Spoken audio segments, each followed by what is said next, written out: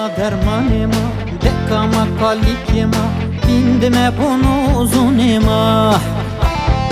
Derdema dermanema, dekama kalikema, bu musedomanema.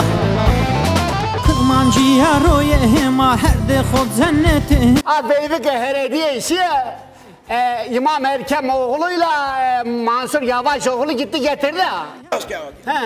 Hele dur senin gözlerindeki fırıltıya bakalım. Ya ekonomi, ne o ekonomi? Şey mi o? Çıko. O kadar. Nerede? Bay Kemal Vano yazıyor. Yani ben Kemal geliyorum. Mayıs alayının yazıyor.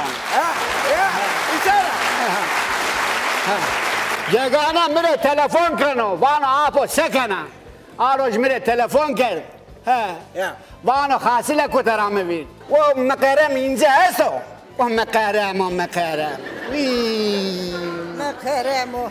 Onun oyu vitsiktir. O İmam Erkem oğlu Kılıçdaroğlu'nun gizli oğludur ha. Ülke iç içe girmiş. Kimin oğlu ben bir şey bilmedim.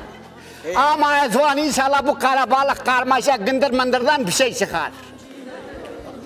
Dik mi ken oğlu? Tek haber Kanada'da vazı ben Hıdır geliyorum. Geliyorum. Ben Hıdır geliyorum ha. İyi. Sımından öperim ha. Erkem ne yapıyor inan oğlu? Oradadır. Sen beybe tutuluyor. Her şey. Beyva fakire sebgör ha bana kıvanı kınzırım dersen.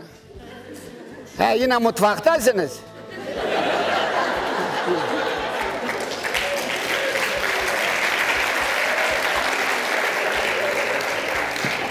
Senin ömrün mutfakta geçti.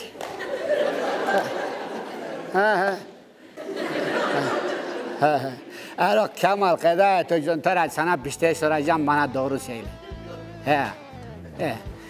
Erok masanın altında kimse var mı yok mu?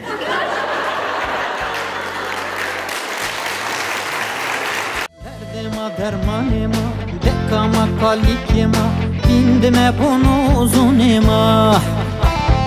Derdema dermanema, dekama kalikema, bu musedomanema.